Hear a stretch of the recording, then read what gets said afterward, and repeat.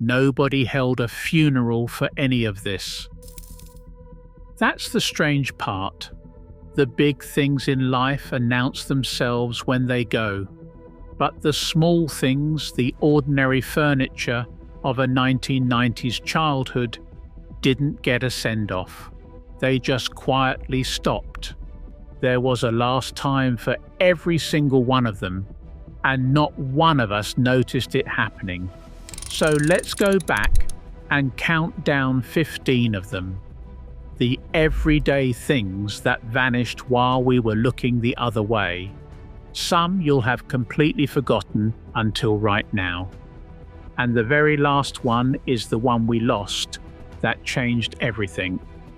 And almost nobody talks about it. Number 15, Ceefax and the teletext pages. Before the internet was in your pocket, the information lived inside the television itself. You pressed a button on the remote and up came Ceefax, blocky coloured text on a black screen. Football scores, holiday deals, the weather, the news, all typed out in chunky letters. And it was gloriously slow. You would want page 300 and the machine cycled through one page at a time. So you sat there willing it on, watching the number tick upward. Miss your page and you waited for the whole loop to come round again. Nobody complained. That was how you found out who had won the match. They switched it off for good in 2012, and a tiny patient corner of British life went dark with it. 14. The screech of the modem. If you did have the internet, getting onto it was an event.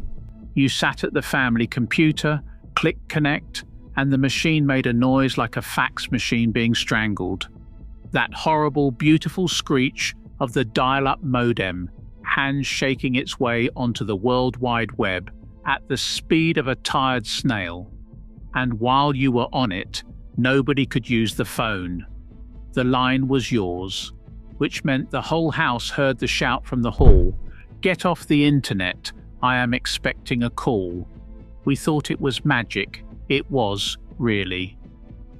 Number 13. The video shop on a Friday night. This one had a smell. Plastic cases and carpet, and possibility. Friday evening, the whole family trooping down to the video shop to choose the weekend's film. Walls of VHS tapes. The agony of the new releases all being out, so you settled for second best. There were rules, sacred ones. You rewound the tape before returning it, because the sticker ordered you to. Be kind, rewind. Forget to bring it back on time, and a late fee waited with its own quiet shame. Picking a film took half an hour and 3 arguments. Now we scroll past 1,000 in silence and watch nothing. I'm not sure that's a fair trade. 12. The Argos catalogue. Somewhere in the house lived a fat catalogue the size of a phone book, and twice a year a new one thudded through the door. People called it the laminated book of dreams, and they weren't joking. Children spent hours folding down corners, circling the toys they wanted, building a Christmas list they knew full well they'd never get. And actually buying something was a whole ritual of its own. You found the item number in the big book, wrote it on a little paper slip with a tiny blue biro on a string, queued up, handed it over, and waited for your name to appear. No browsing the shelves, just faith, a pencil, and a numbered slip. Number 11. Saturday morning telly. Saturday mornings belonged to children, and the television knew it. Hours of live programs made just for you. Cartoons, daft games, custard, pop stars miming on a brightly coloured set, and phone-ins where some lucky kid actually got through and you heard their nervous voice live on air. You watched in your pyjamas with a bowl of cereal because there was nowhere else to be, Every kid in the country parked on the carpet at the same time, watching the same nonsense. That whole format is gone now, scattered into a million separate screens. 10. Woolworths. You could buy anything in Woolworths, which was exactly the point. Records and toys and school uniforms and garden furniture, all under one slightly tired roof. But everyone went for the same thing first, the pick and mix. That long counter of plastic tubs, the little paper bag, the impossible decisions, the cola bottles and the fizzy cherries and the white chocolate mice. You filled the bag, half certain you were getting away with something. Woolworths had been on the high street for a century. Then, at the end of the 2000s, it closed every single shop at once, and a piece of every British town centre just went quiet and empty. Number 9. The milkman. You'd hear it before you saw it. The soft electric whine of the milk float gliding down the road in the early dark, and the clink of glass bottles being set down on doorsteps. Fresh milk in proper glass, left outside your house by a man who knew your name and your order. The birds got to it sometimes, pecking through the foil top for the cream at the neck. You left a note in an empty bottle to change your order.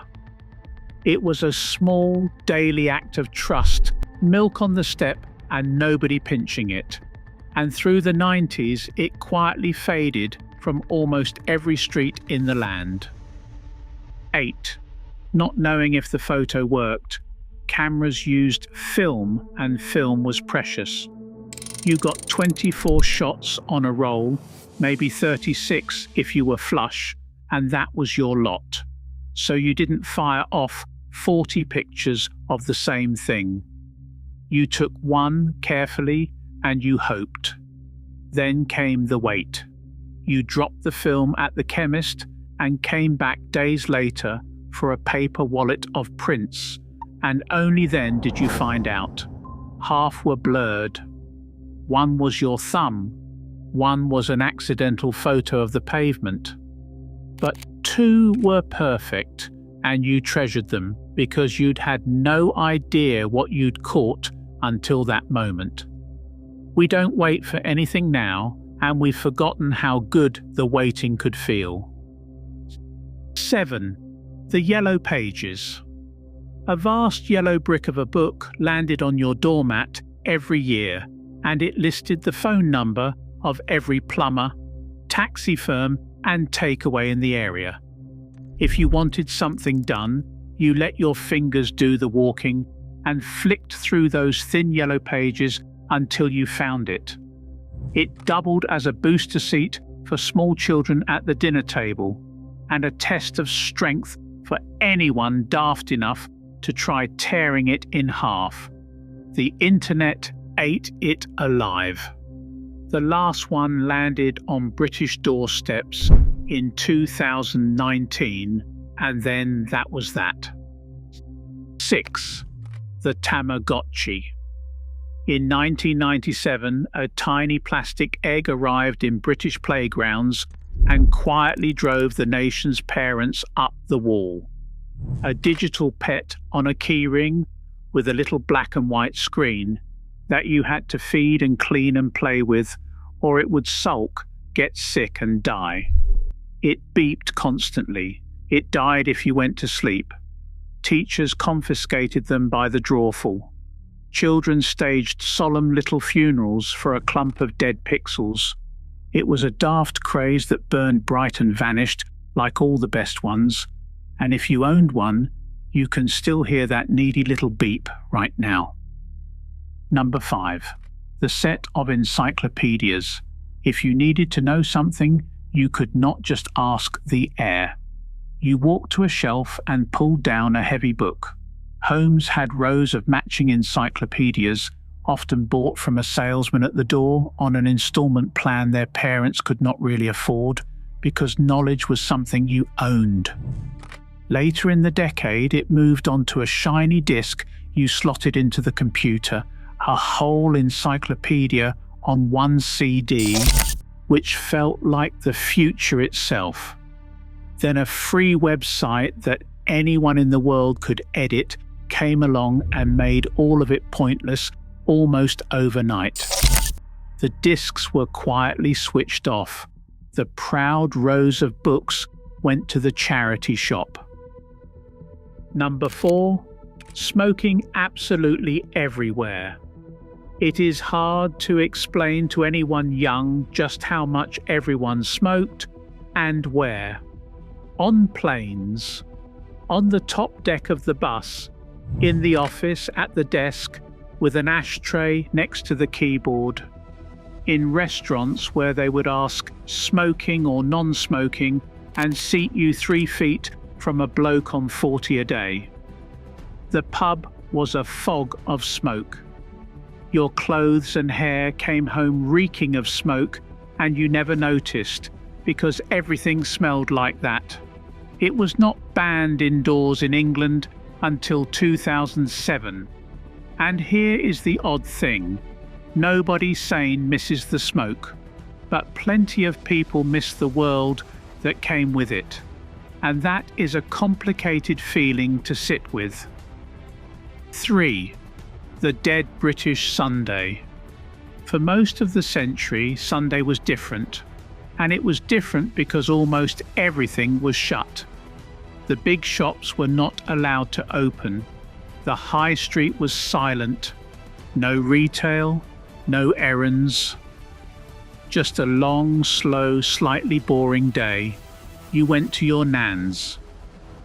You had a roast. You were bored stiff by 4 o'clock, with nothing on the telly and nowhere open. Then, in 1994, the law changed to let the big shops trade on a Sunday, and within a few years that quiet, empty, sacred day was gone.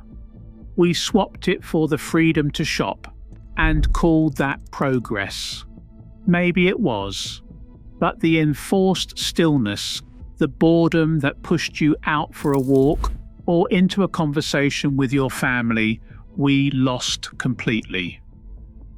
Number 2, taping the charts off the radio.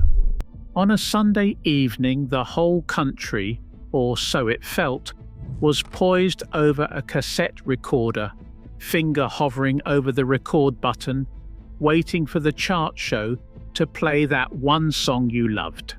You wanted a clean copy. The enemy was the DJ, who always talked right over the intro, ruining it.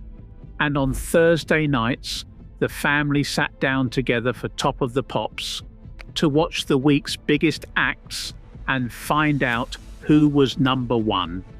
It was a national event. One show, one chart, and everybody had an opinion on Monday.